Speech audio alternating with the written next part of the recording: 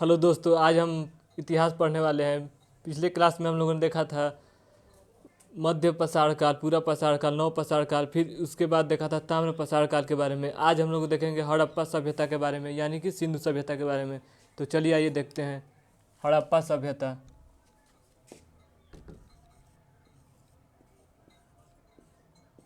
हड़प्पा सभ्यता, हड़प्पा सभ्यता या सिंधु सभ्यता।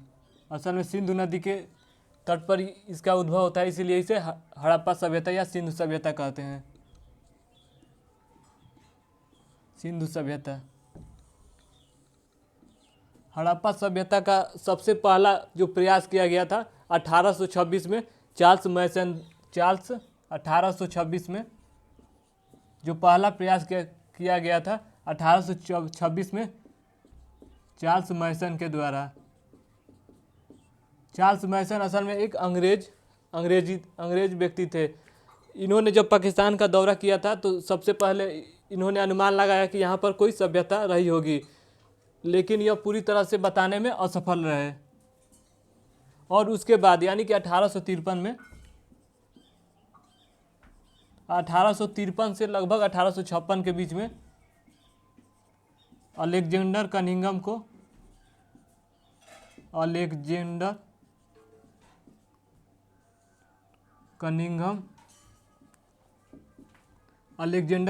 को पुरातत्व विभाग का जनक बनाया गया। जब इसे विभाग में इसको जब बनाया गया तो इन्होंने भी प्रयास किया, लेकिन यह भी पूरी तरह से हड़प्पा सभ्यता यानी सिंधु सभ्यता के बारे में जानकारी प्राप्त करने में असफल हो गए। यानी कि सबसे पहले हम लोगों ने देखा 1826 में चार्ल्स मैसन ने जब पाकिस्तान का दौरा किया था तो इन्होंने सबसे पहले अनुमान लगाया था कि यहाँ पर कोई ना कोई सभ्यता रही होगी, क्योंकि यहाँ पर देखा तो काफ़ी जो टीले थे यानी कि उठे हुए थे, तो इन्होंने अनुमान लगाया कि यहाँ पर कोई ना कोई सभ्यता रही होगी। और फिर 1853 और 56 के बीच में जब अलेक्जेंडर कनिंघम आए तो इन्होंने भी ऐसा अनुमान लगाया, लेकिन ये इसकी खुदाई करने में पूरी तरह से सफल नहीं हो पाए। फिर लगभग 1856 में ही लगभग जब लाहौर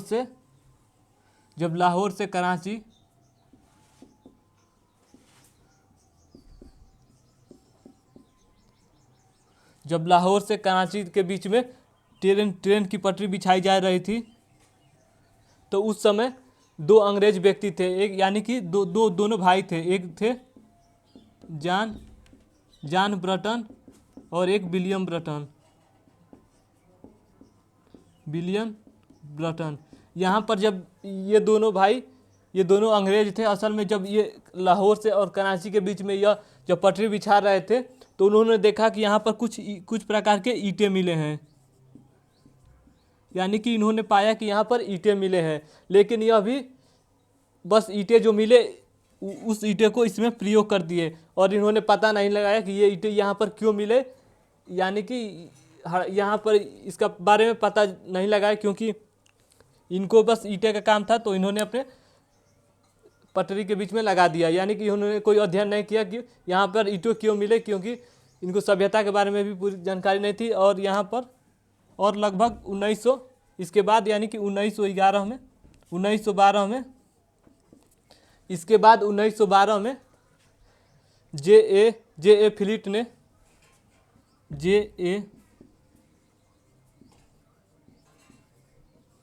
फिलिट आते हैं और इन्होंने यहाँ पर खुदाई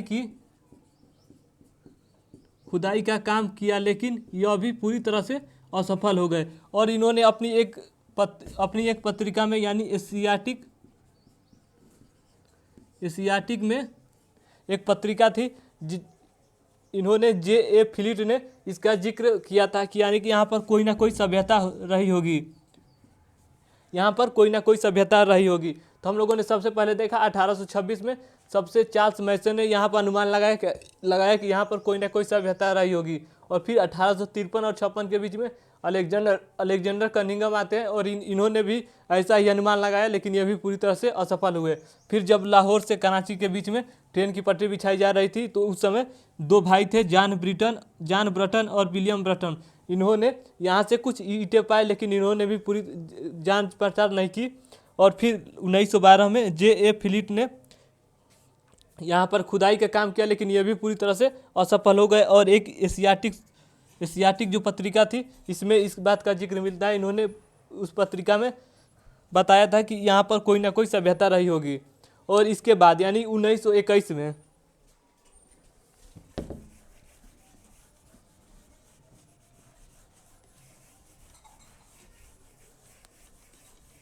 यानी कि 1921 में 1921 में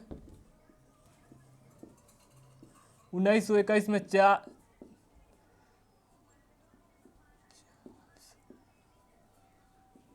जॉर्ज मार्शल 1921 में जॉर्ज मार्शल के नेतृत्व में दो लोग काम कर रहे थे। एक थे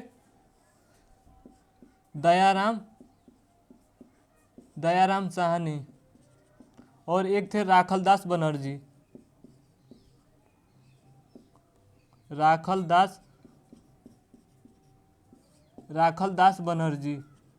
इन्होंने सबसे पहले 1921 में जॉर्ज मार्शल के नेतृत्व में दयाराम साहनी ने हड़प्पा सभ्यता की खोज करते हैं। और उसके बाद राखलदास बनर्जी ने 1922 में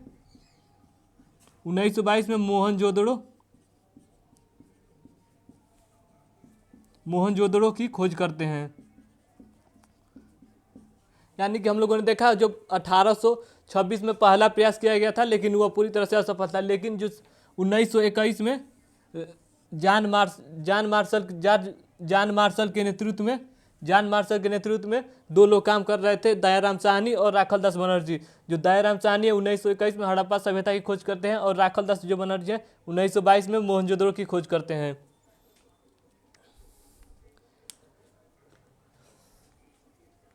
जो हड़प्पा सभ्यता का जो समय माना जाता है,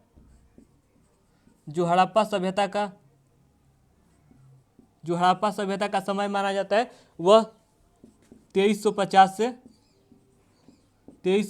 से 1750 ईसा पूर्व माना जाता है। यानी कि हड़प्पा सभ्यता का जो समय माना जाता है 2350 से 1750 ईस्वी तक माना जाता है। जो हड़प्पा सभ्यता है वह आद्य इतिहास काल के अंतर्गत रखा जाता है। आद्य इतिहास काल मतलब यहाँ पर पुरातात्विक खुदाई में पुरातात्विक साक्ष्य मिले और लिखित साक्ष्य भी मिले। यहाँ पर पुरातात्विक साक्ष्य भी मिले और लिखित साक्ष्य भी मिले, लेकिन लिखित साक्ष्य को पढ़ा नहीं जा सके, उसे आद्य इतिहास काल के अंतर्गत रखते हैं। तो हम लोगों ने देखा इसका जो समय है 2350 से 1750 ईस्वी तक है, इसको आद्य इतिहास काल के अंतर्गत रखा जाता है। और यहाँ पर पुरातात्विक साक्ष्य मिले, लिखित साक्ष्य भी मिले, लेकिन लिखित साक्ष्य को पढ़ा नहीं जा सके। जो हड़प्पा सभ्यता है वह पहली उपमहाद्वीप की भारत उपमहाद्वीप की जो हड़प्पा सभ्यता है पहली उपमहाद्वीप की सभ्यता मानी जाती है। व्यवस्थित सभ्यता मानी हड़प्पा सभ्यता जो कि है भारत उपमहाद्वीप की पहली व्यवस्थित सभ्यता मानी जाती है। लेकिन सबसे पुरानी सभ्यता की बात अगर करेगा तो वह सुमेरियन सभ्यता है। सुमेरियन या मेसोपोटामिया सभ्यता। अगर व्यवस्थित सभ्यता की बात करेगा तो वह हड़प्पा सभ्यता हो गया। लेकिन सबसे पुराना सभ्यता की अगर बात करेगा, सबसे पुराना सभ्यता तो वह होगा सुमेरियन सभ्यता या मेसोपोटामिया सभ्यता। यानी कि हम लोगों ने देखा 1921 में जॉन मार्शल के नेतृत्व में दो लोग काम करते थे, एक राखलदास बनर्जी, एक दयाराम साहनी। जो दयाराम साहनी है 1921 में हड़प्पा सभ्यता की खोज करते हैं और जो राखलदास बनर्जी है 1922 में मोहनजोदड़ो की खोज करते हैं। और जो हड़प्पा सभ्यता का टाइम है 2350 से 1750, इसको आद्य इतिहास काल के अंतर्गत रखते हैं। और सब जो पहली भारतीय उपमहाद्वीप की सभ्यता है वह हड़प्पा सभ्यता और सिंध सभ्यता है। इसके पहले हम लोग वैदिक सभ्यता को पहला सभ्यता मानते थे, लेकिन जब हड़प्पा सभ्यता की खुदाई हुई तो इसको पहली सभ्यता मानते हैं। और लेकिन जो सबसे पुराना सभ्यता है वह सुमेरियन सभ्यता यानी मेसोपोटामिया की सभ्यता, जो कि इराक में पड़ता है, इसको मानते हैं। तो चलिए इसके जो 4 अन्य है सभ्यता उसके बारे में पहले देख लेते हैं।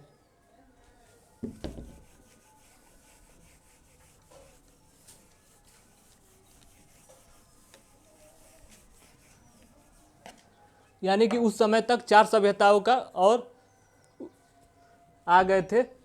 तो सबसे पहले जो सबसे पहला था वह हांगवे नदी घाटी यानी कि पीली नदी घाटी से जो उद्भव हुआ था वह चीन सभ्यता का उद्भव माना जाता है। चीन सभ्यता का उद्भव माना जाता है हांगवे नदी घाटी से माना जाता है। और जो दूसरा सिंधु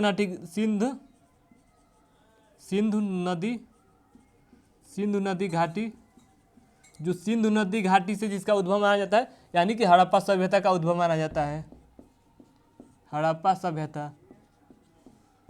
और एक था फजला फरात नदी घाटी, जो कि यहाँ से जो फजला फरात नदी घाटी से जिसका उद्भव माना जाता है वह है मेसोपोटामिया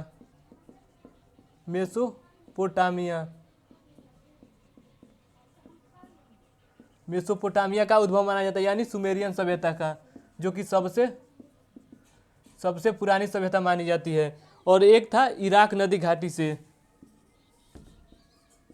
इराक नदी घाटी से जिसका उद्भव हुआ था मिस्र की सभ्यता का उद्भव हुआ था, मिस्र की सभ्यता। यानी कि हम लोगों ने चार सभ्यता के बारे में देखा। हांगवे नदी घाटी से जो जिसका उद्भव होता है चीन सभ्यता का उद्भव होता है, और सिंधु नदी घाटी से हड़प्पा सभ्यता का उद्भव होता है, और फजला फरात नदी घाटी से मेसोपोटामिया या सुमेरियन सभ्यता का उद्भव होता है, और इराक नदी घाटी से मिस्र की सभ्यता का उद्भव होता है। और जो सिंधु सभ्यता यानी हड़प्पा सभ्यता है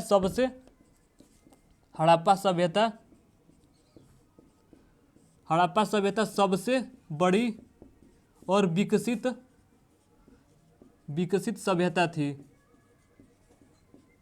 यानी कि इन तीनों से सबसे बड़ी और सबसे विकसित जो सभ्यता है वह हड़प्पा सभ्यता है, जो कि सिंधु नदी घाटी पर इसका उद्भव माना जाता है। तो हम लोगों ने हड़प्पा सभ्यता के बारे में देखा, और इसके लिपि के बारे में देखते हैं।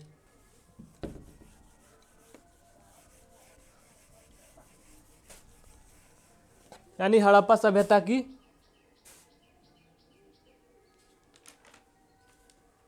इसके लिपि के बारे में देखते हैं। इसकी जो लिपि थी भाव चित्रात्मक,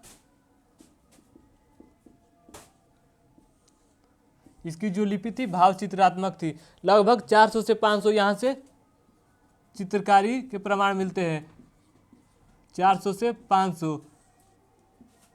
यहाँ पर जो सिक्के मिले हैं, यहाँ पर सिक्के भी मिले हैं जो कि सेल खड़ी के बने हुए हैं। यहाँ पर जो सिक्के मिले हैं वह सेल खड़ी के बने हुए हैं। और यहाँ से मृदभांड भी मिले हैं, यानी हड़प्पा सभ्यता के लोग मृदभांड का भी प्रयोग करते थे। और यहाँ से मनके का भी साक्ष्य मिलता है, और यहाँ से ईंटे का भी साक्ष्य मिलता है। यानी कि भाव चित्रात्मक, यानी कि जो चित्र के माध्यम से बनाया गया उसे भाव चित्रात्मक कहते हैं। यानी कि 400 से 500 यहाँ से और बहुत चित्रकारी का प्रमाण मिलता है। और जो यहाँ पर चित्रकारी मिलता है वो सबसे ज़्यादा देखा जाए तो यू आकार के, यानी कि इस आकार के चित्रकारी का प्रमाण मिलता है। और यहाँ से मछली का चित्रकारी का भी प्रमाण मिलता है। यानी कि यहाँ से मछली के चित्रकारी का भी प्रमाण मिलता है। और सबसे ज़्यादा जो अक्षर लिखा गया था वो इस आकार में लिखा गया है। और यहाँ के लोग भाव चित्रात्मक थे।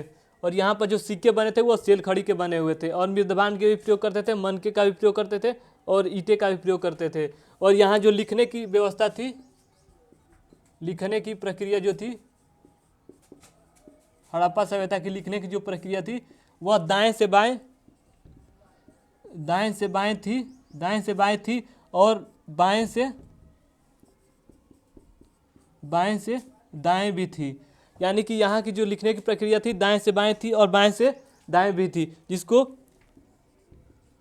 ब्रूस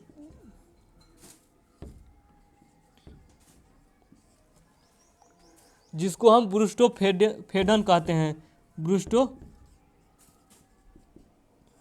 जिसको हम ब्रूस्टोफेडन कहते हैं।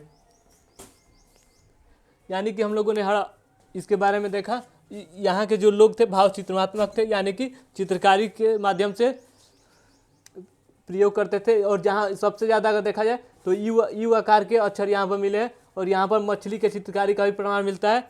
और यहाँ के जो सिक्के बने थे वह सेल खड़ी के बने हुए थे। और यहाँ जो लिखने की प्रक्रिया थी दाएं से बाएं और बाएं से दाएं भी थी, जिसको ब्रूस्टोफेडन कहते हैं। यानी कि दोनों प्रकार की शैली जो है ब्रूस्टोफेडन शैली कहते हैं।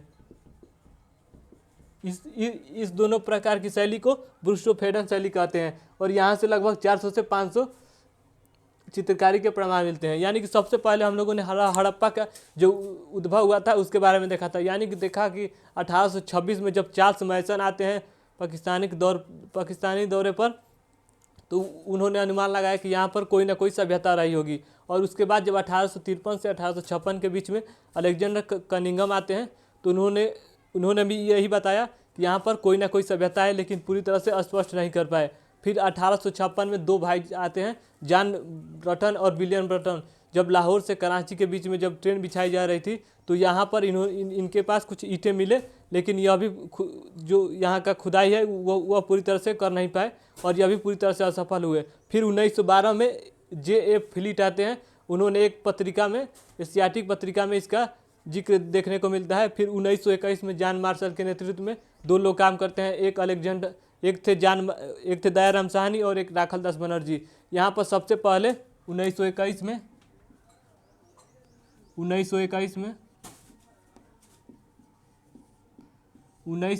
में हड़प्पा सभ्यता और 1922 में मोहनजोदड़ो की खोज होती है। फिर हम लोगों ने 4 घाटी के बारे में देखा। एक हांगवे नदी घाटी जो कि चीन सभ्यता का उद्भव माना जाता है। एक फजला फरात के बारे में देखा जो कि मेसोपोटामिया और सुमेरियन सभ्यता का उद्भव माना जाता है। और सिंधु नदी घाटी से हड़प्पा सभ्यता का उद्भव माना जाता है। और एक हम लोगों ने देखा इराक नदी घाटी से, जो कि मिस्र की सभ्यता का उद्भव माना जाता है। फिर हम लोगों ने देखा भाव चित्रात्मक के बारे में, यानी कि 400 से 500 यहाँ जो चित्रकारी के प्रमाण मिलते हैं। और सबसे ज़्यादा जो अक्षर मिले हैं यू आकार के मिले हैं, और यहाँ से मछली के चित्रकारी का भी प्रमाण मिलता है। और हम लोगों ने देखा यहाँ के सिक्के जो बने हुए थे सेल खड़ी के बने हुए थे, और मृदभांड भी बने हुए थे, और मनके और ईंटे का लोग प्रयोग करते थे। और जो लिखने की प्रक्रिया थी वह दाएं से बाएं और बाएं से दाएं थी, जो कि इसको ब्रूस्टोफेडन शैली कहते हैं। तो आज के लिए इतना ही। कल हम लोग देखेंगे हड़प्पा सभ्यता, यानी कि जो टाइम पीरियड है, अलग अलग लोगों ने हड़प्पा सभ्यता का जो अलग अलग लोगों ने टाइम बताया है उसके बारे में देखेंगे। फिर उसके बारे में देखेंगे कुछ लोगों ने कहा यह मेसोपोटामिया का नकल किया हुआ है, यह जो सभ्यता है मेसोपोटामिया का नकल किया गया सभ्यता है, उसके बारे में देखेंगे। फिर देखेंगे यानी C14 के बारे में, यानी कि जो टाइम जो लोगों ने अलग अलग टाइम बताया। और फिर उसके नेक्स्ट क्लास में देखेंगे हड़प्पा सभ्यता के पतन के बारे में। तो चलिए आज के लिए इतना ही, धन्यवाद।